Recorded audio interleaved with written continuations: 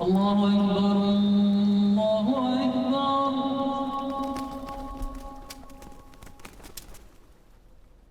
In the 17th century, the famous Mughal emperor Jahangir said of Kashmir, Gar firdos par ruhe zami ast, hami asto, hami asto, hami ast.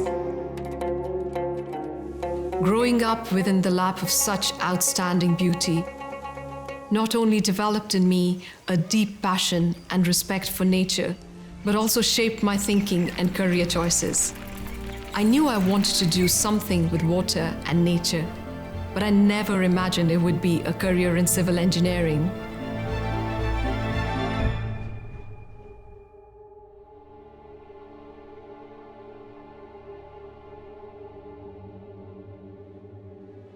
In 1828, British engineer Thomas Treadgold described civil engineering as the art of directing the great sources of power in nature for the use and convenience of man.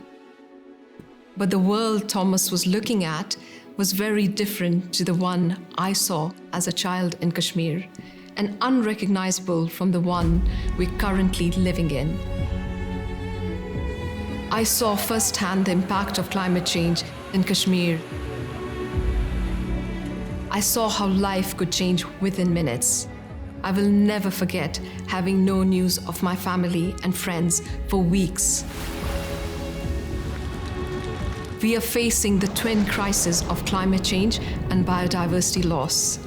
This has only been compounded by population growth and social inequity.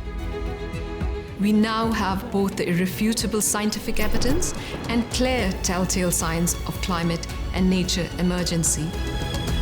The era of global warming has ended. The era of global boiling has arrived.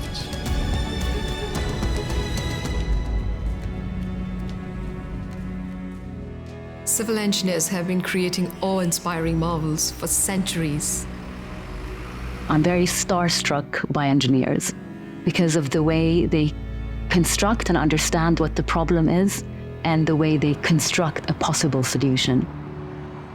While clean water, sanitation, transport, housing, and energy have improved life for billions, we have failed to understand the interrelationship between infrastructure and nature.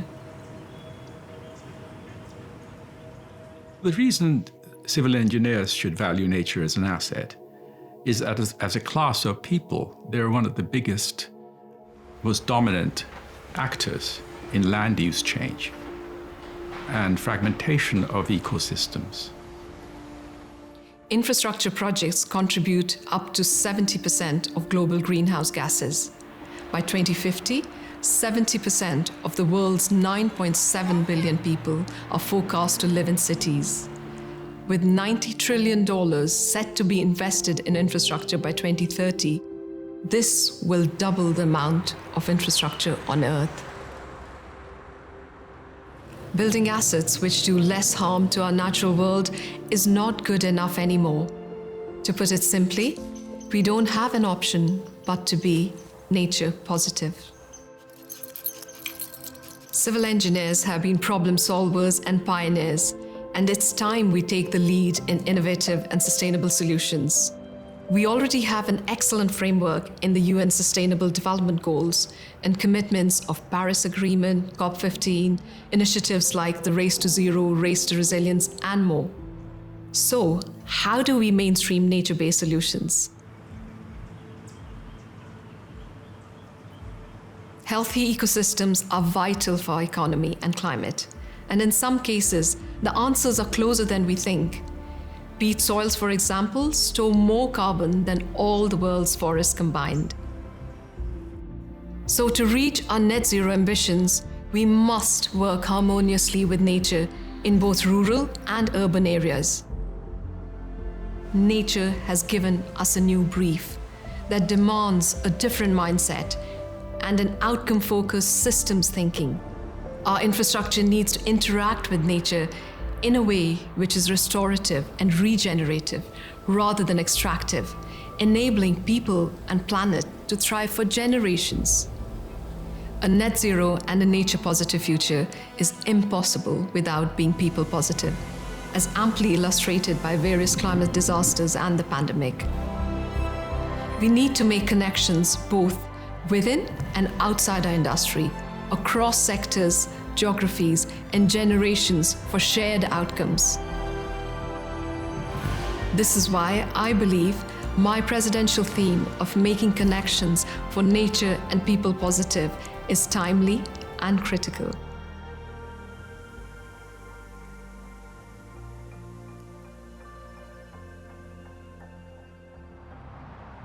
We've seen across the world the understanding that people have of the importance of nature. And I think with somebody like Anusha, our ability to communicate that, I think, is going to be very strong. I am actually inspired when I met with Anusha because she really understood and carried this theme to heart. Nature and people positive is critical to addressing the most pressing challenges that we face. I think the incoming president's theme is really exciting for our city, our country, and indeed the globe. I struggle to find the words about how profound it is that Anusha has chosen this as her presidential theme. And I know it's what she believes, and that's what makes it so impactful. It's extremely validating to see the IC elect their third female president and the first person of colour. Anusha is a person who's really, really good at listening to people of all backgrounds, regardless of where they've come from. We know that as engineers, it's not just about technicalities, it's not just about innovation, it's not just about the data and the evidence. We are dealing with people, we're dealing with politics, we're dealing with emotion, and Anusha's fantastic at grasping all of that and bringing all that together with her strategy, and I think that just shows by her theme this year. I hugely commend Anusha's focus that she's bringing to her presidential year. What we need is bold leadership right now, and taking a strong lead on the nature agenda will help deliver those multiple benefits. Infrastructure fundamentally is for people. So the individual is central to our thinking. We then have to recognize that we have climate change. Finding natural solutions to that, rather than, as we call them, grey solutions using good old concrete, is the challenge. And so bringing those two things together, recognizing that what we're doing for the population, for the individual, for society, and doing it in a way which is going to give future generations a better future, because we are doing it in as natural a way as we can, using nature as best we can to deliver the solutions. I absolutely think it's important to bring the voice of youth to the decision-making table. The more we can listen and collaborate and have the decision makers make those decisions on behalf of young people, the faster we will get towards a people and nature positive solution.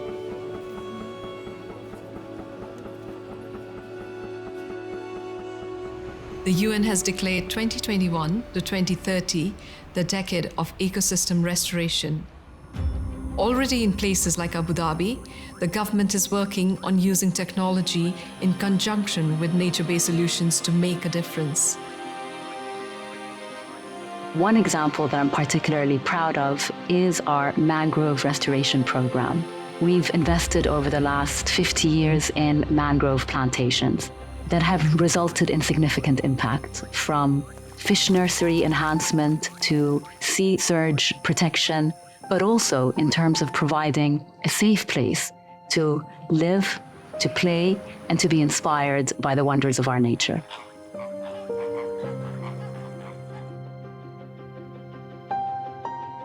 Civil engineers have been at the forefront of improving lives for generations. It's time we think more deeply about how we can build climate and community-resilient infrastructure, and ask ourselves who we should connect with to bring in the much-needed investment. In building the solutions to the climate and nature emergency, we need collaboration between the real economy and the financial economy. So engineers working alongside finance professionals, economic regulators working alongside environmental regulators and financial regulators to make sure that we are aligning what is needed to deliver a nature-positive, resilient world. It's also time to question using GDP as our sole measure of wealth, given its environmental and life quality impacts. Is it still fit for purpose? It's actually absolutely rotten index. Recall that GDP is gross domestic product. It does not include in it the depreciation of capital assets that are taking place during the act of production and consumption. So you can have GDP growth even while the basis on which GDP is constructed is being eroded. And you don't feel it because you then keep on mining nature. And if you're told that GDP has grown and yet natural capital base has reduced dramatically over the past 5 years, let us say, then citizens will look askance at GDP as a measure. They're all talking about environmental impact. The businesses that are going to do well in the future are the ones who actually mean it. They understand it, they get the issue. Once they've been shown the impact they're having, the difference it can make, what a better world it will look like, then that will become their motivation, even if that isn't how their motivation starts. Cities are where it all comes together, and where sound policy and strong political will can make real results happen. I think we've lost the connection there is between nature and people. Just think about our city. We're seeing the hottest July in history, the hottest September in history last year, temperatures north of 40 degrees Celsius, flash flooding, droughts across Europe. And so it's really important to connect nature people, particularly when it comes to the Institute of Civil Engineers, about making sure we think about the present and future, and rather than being a problem, being part of the solution. But one of the things that we've got to do, and it involves using nature and people, is learn to be resilient, adapt, turn what used to be cities that were just grey concrete jungles into wildlife havens. Working closely with governments is where all this comes to life. There is an urgent need to devise policies which truly value nature and implement them on projects and programs on the ground. Our mission is to implement the core principles of transforming infrastructure performance by 2025. This is a document that's been approved by Cabinet Office and Treasury that states that all projects, all infrastructure projects, are delivering against the UN Sustainable Development Goals. That's how we'll deliver. It's about the choices of good people. It's about the choices we make every single day. But what we've got to do is realise that we can and we must make those choices. We have to have the data to show the sort of cause and effect of either things that we're not doing and could be, or things that we are doing and why it's making a good difference. No organisation, city or country has all the solutions. Global North could learn a lot from Global South and vice versa. The Global South has been living with the monsoon-type climate, for 10,000 years. And they've always had to adapt to too much water and too little water. And what they've learned is to go with the natural ebb and the flow rather than fighting it. China has now been taking a global leadership role in what they call sponge cities, which is a beautiful idea. They're slowing water down, allowing it to soak into the ground, treating the water, purifying the storm water, creating habitat. We see these similar ideas popping up all over the world, but somewhat independently of each other. There's a universal wisdom here that we're rediscovering. Closer to home, right in the historic heart of Manchester, a team has been adapting a Grade 2 listed viaduct built in 1892 by Heenan and Froude, engineers behind the Blackpool Tower. I love this project because it has demonstrated that we can co-design with communities, bring them together to value heritage and nature, repurpose derelict assets into a green, inclusive space bang in the middle of an urban sprawl. Projects like Castlefield are so important because here you are in the heart of Manchester and you're absolutely surrounded by a fantastic richness of heritage, but you've also got an awful lot of people living on the doorstep. So about 50,000 people just in 20 minutes around here. And of course, a space like this, which is so beautiful but so usable, then becomes such an asset to the local community. Sometimes a nature-based solution on its own is not an option. What about integrating green with grey? A good and successful example you'll find along the Dutch coastline. We combined a raised dune and a raised beach with an underlying dike that gives song and protection. And next to that dike, there is a parking garage. It's a unique project in the world, a parking garage and a dike hidden by a dune.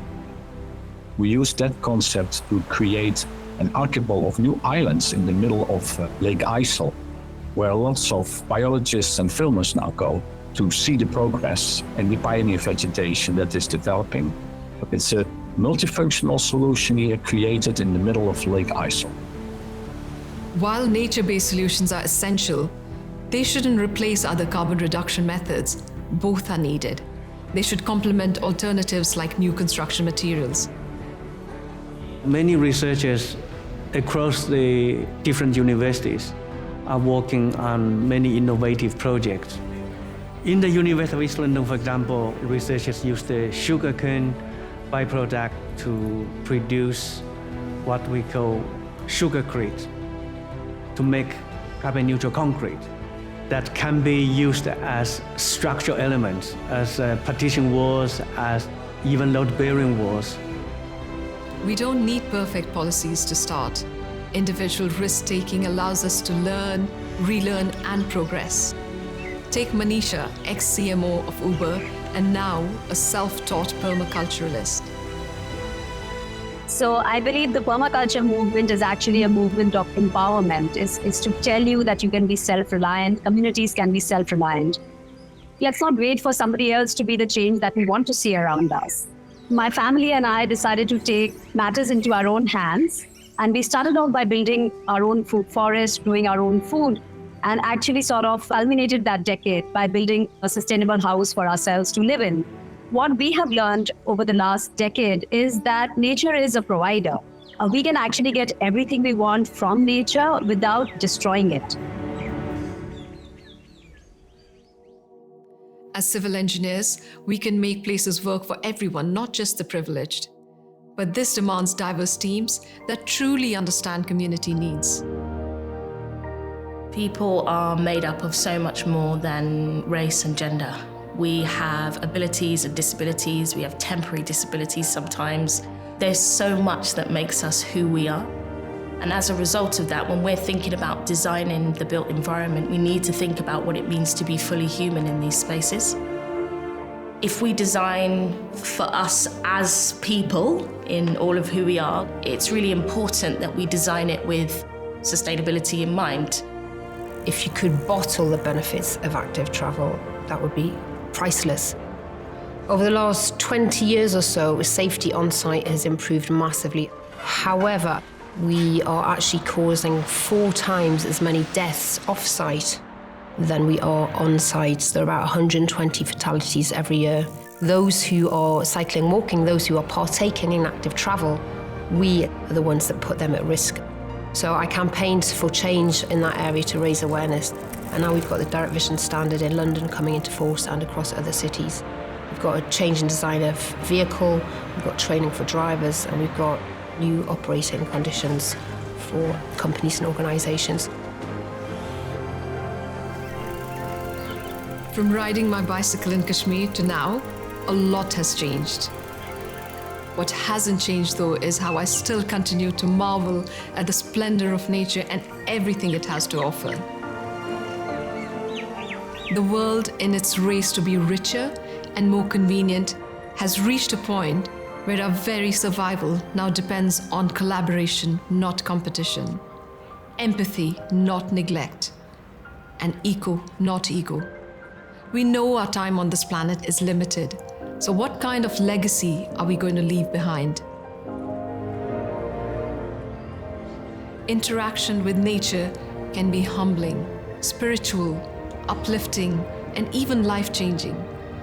Nature has been there much before us and will continue to be around long after we have gone.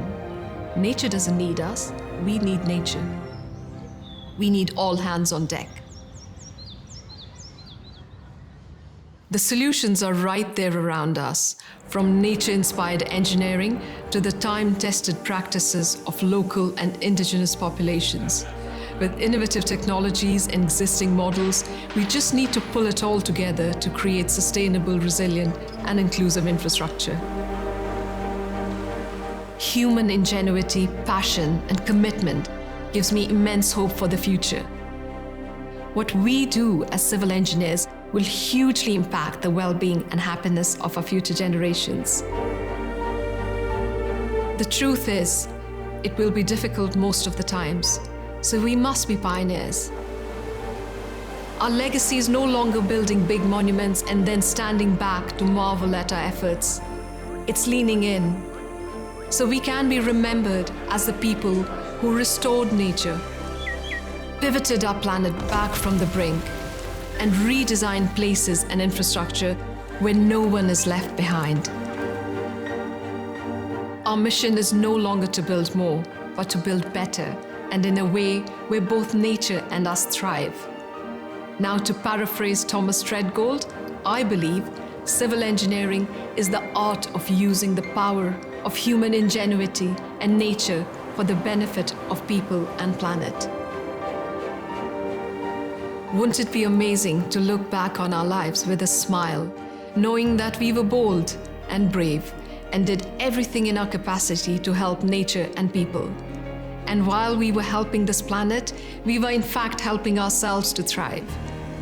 Fixing the system with the self-restoring ability is akin to healing ourselves. Now, who wouldn't want to leave behind a legacy like that? And if I could say anything to my younger self, it would be this: no matter your path in life, always step into the shoes of those you aim to help, and be kind to all species we share this earth with. To build a better world for future generations, you can't do it alone. Reach out, make connections, and bridge the gap.